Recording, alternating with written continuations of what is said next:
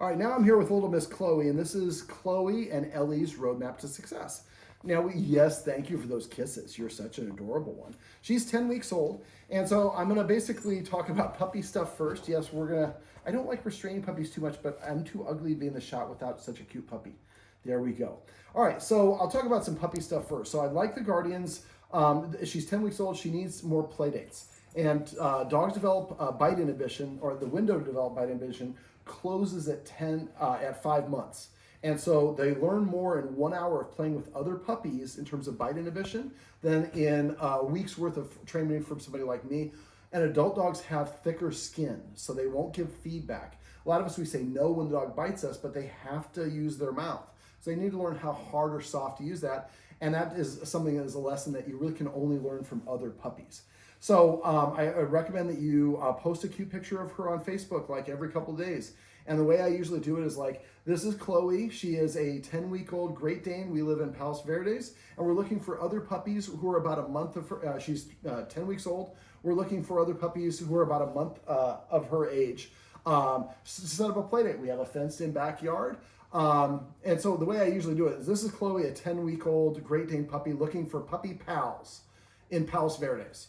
Blank line, the next paragraph, please share this post with anyone you know who has a dog. Blank line, next paragraph. Chloe is precocious. She weighs this much. Her confidence is this.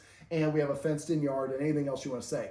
When you have it with that break, just 1 or 2 sentence introduction, a break, and then the next sentence, or the next paragraph will be in your post.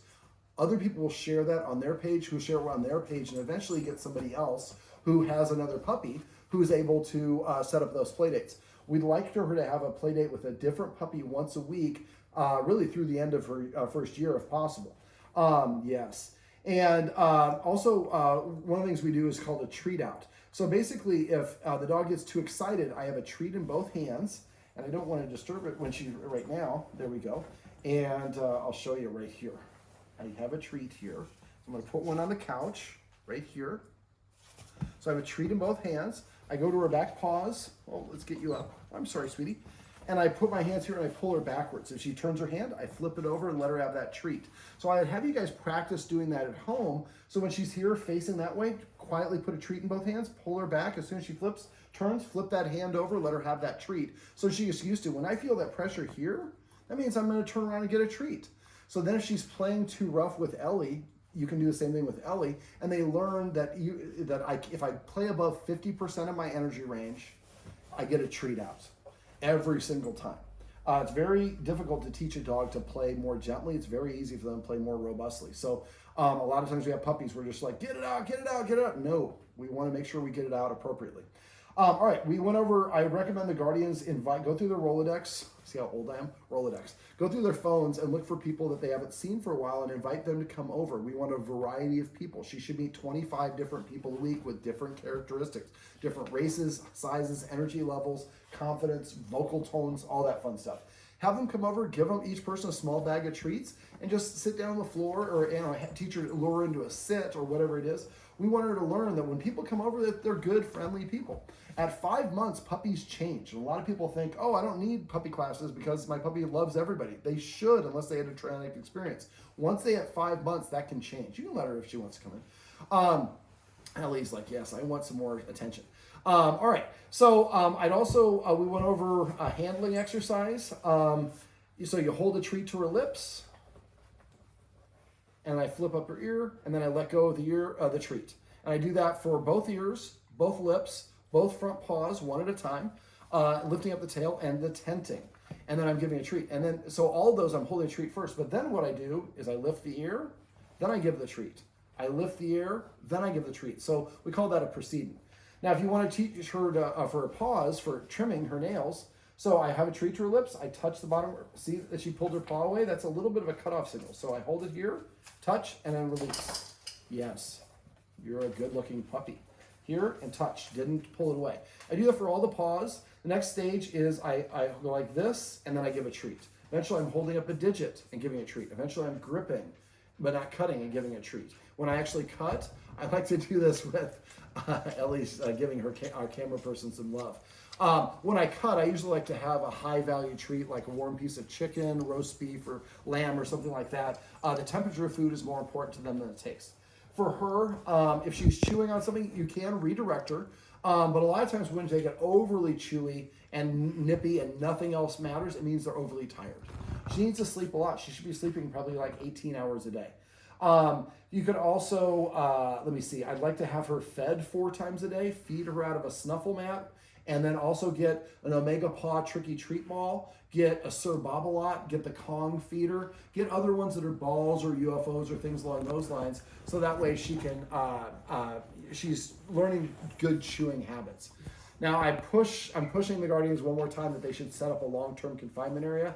It is going to make things so much easier, especially because they're going to be eventually taking a trip with you without you. Yes, you're going to stay here. Let me see what else. All right, so and I'll share the critical socialization period checklist with you. Knock 10 of those out a day, and the way you do it is make it easy. So maybe snapping out a plastic bag startles her. Well, then I let her reset. Then I would basically slow motion snap a plastic bag open, give her a treat. Make sure she sees it. Then I do it 50%. If she's not startled, give her a treat. Then I snap it again 100% and give her a treat. So you want to basically do the action, turn the vacuum cleaner on, turn it off, give her a treat. Turn the garbage disposal on, turn it off, give her a treat. So this means that those things indicate something's good going to happen. Until she turns 16 weeks, she's in what's called a single exposure period. That means all she has to be is exposed once, and the rest of her life theoretically should be good. 4th of July is coming up. I would get somebody who has some firecrackers and have somebody maybe 3 or 4 houses down. And tell them as soon as you light it, drop it on the ground. As soon as you see them drop it on the ground, give her a treat and hold another one at her lips. As soon as it goes bang, put it in her mouth. If she didn't get startled because it's 5 houses away, have them come a couple paces and repeat that. Closer and closer and closer. And eventually, bang means I'm going to get a treat. Now, fireworks, Harley Davidson, some things like that are a little bit harder. You might need to do multiples. All right. I would have her practice being in her kennel a little bit while you're home. She protested quite a bit when we were doing that, but that's an important practice. A lot of dogs they develop separation anxiety because the only time you put me in the kennel is when you're leaving me alone. We also went over potty training, and I'll try to remember to share a potty training video on here. The 3 times she's likely to go: right after waking up, 3 minutes after eating, 10 minutes after playtime. She and Ellie start playing. I set a timer. After like 5 or 6 minutes, take her outside. I take my dogs out once an hour as well. As soon as, and I give them 5 minutes to go. I don't tell them what to do. I just watch them. As soon as she starts peeing or pooping, I stop moving and I stay close by. As soon as she starts peeing or pooping, I stop moving. When she gets done, I say yes, and then I pop a treat in her mouth. Yes, we're getting really, yeah, she's like, I want to be let go. I'm chewing a little bit more. And so if she doesn't go in 5 minutes, it's not urgent enough. Take her back inside, put her in the kennel or on your lap or whatever it is. Thank you. And there we go. Good redirection by